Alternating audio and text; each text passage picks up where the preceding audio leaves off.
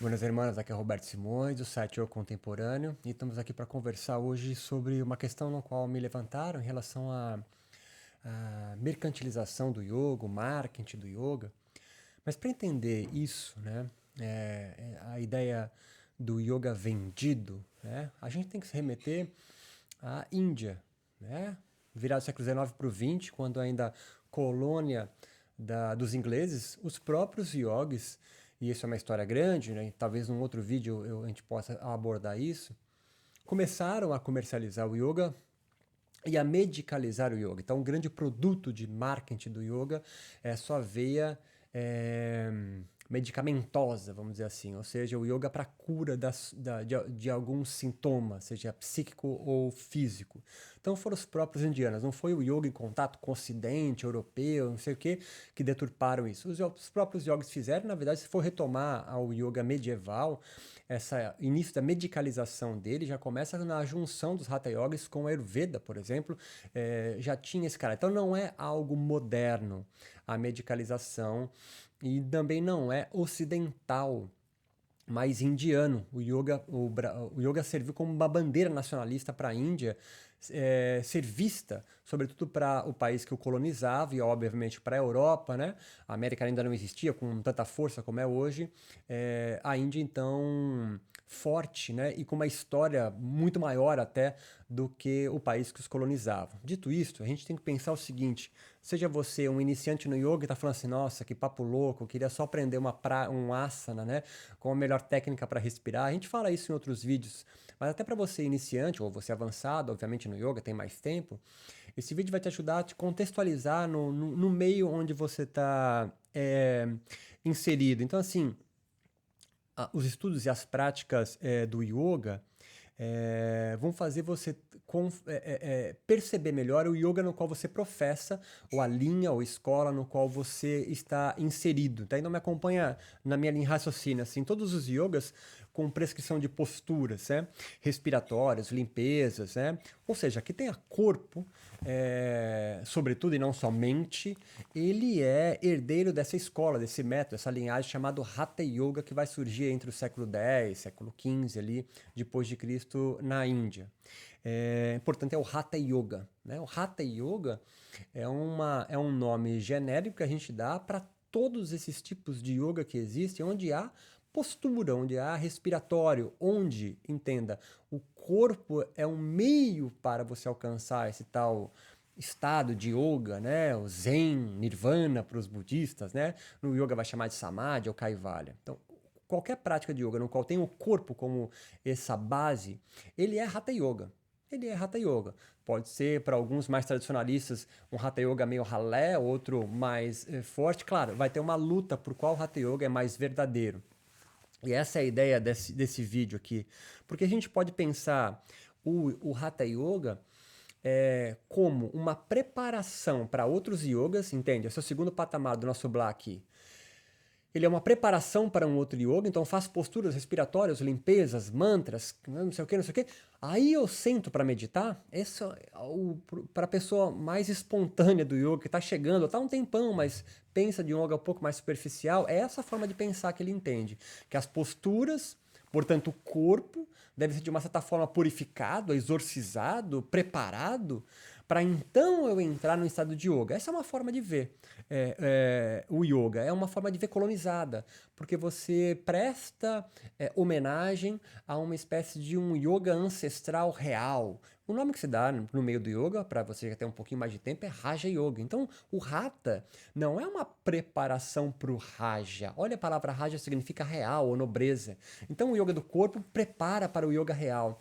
Esse é um pensamento dominante, né? O pensamento de uma alta casta que vai impor para os outros que já praticam yoga que o yoga deles é menor, que prepara para. Então, até hoje, modernamente, os Hatha Yogis, os yogis que fazem posturas corporais, entendem que a prática dele é menor frente a uma outra prática. E daí surge a distinção entre yoga e meditação. Porque entende-se então o yoga como Hatha Yoga, esse menor que prepara para a meditação, que é sinônimo do Raja Yoga. Pensamento já ultrapassado, pensamento antigo, colonizador, né? Um pensamento colonial que faz você pensar então que o corpo é um estorvo que deve ser então preparado, ou inibido ou é, reprimido, né? As suas emoções, seus afetos, para então entender algo claro que é em você que está na sua mente ou algo assim parecido. O terceiro passo importante a gente pegar é o seguinte: sim, o Hatha Yoga ele tem pernas próprias, né? O Hatha Yoga não precisa de nenhuma outra filosofia, não precisa de nenhum outro arcabouço, base intelectiva para se sustentar de pé. O Hatha Yoga tem uma filosofia própria. Nós temos três principais livros do Hatha Yoga mais conhecidos, né? Dois primeiros muito mais, que é o Hatha Yoga Pradipika e o outro é o Guiranda Samhita, mas tem um terceiro chamado Shiva Samhita, e tem outros textos que compõem esse nome genérico que nós damos como Hatha Yoga. Hatha Yoga é uma filosofia incorporada, é uma filosofia do corpo. Ao contrário, pelo menos numa perspectiva de pensar o Yoga de Patanjali, por exemplo, que é escrito por um sacerdote Brahman lá no século II a.C., né?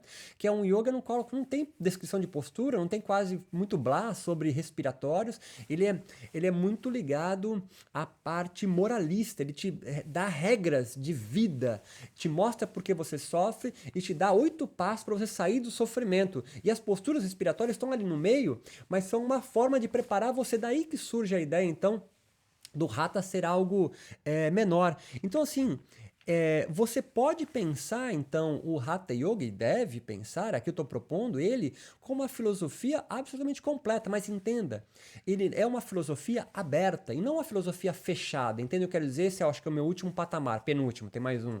Que a filosofia fechada, ela te dá um modelo de fora para organizar a sua vida. Então, você se adapta a essa filosofia se quiser esperar, daí vem a esperança, de uma boa vida.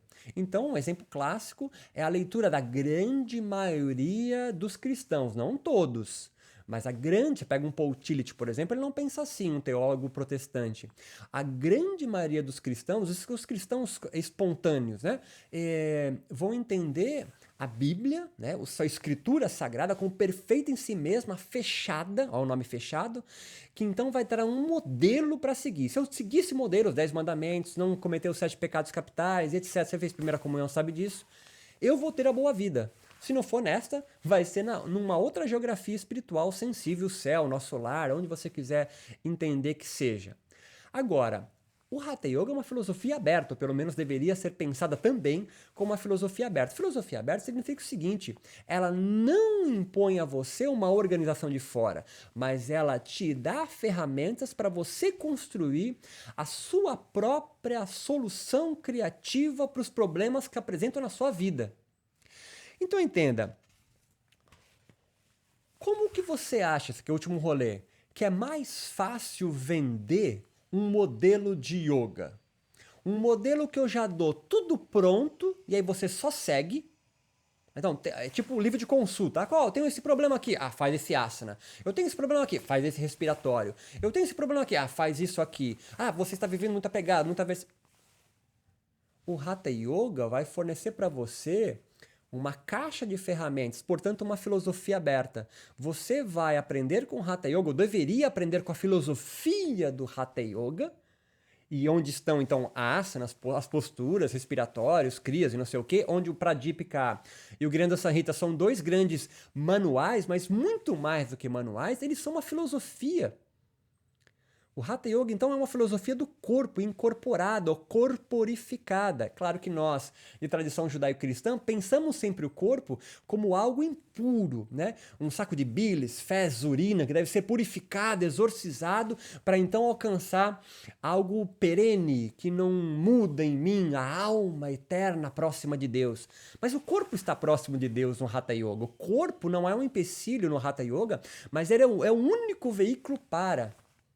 Claro, o Hatha Yoga é influenciado pelo Tantra, pelo Jainismo, pelo Budismo, pelo Ayurveda. Há uma série de... Mas qual filosofia que não tem influência? Qual filosofia surge do nada? Nenhuma.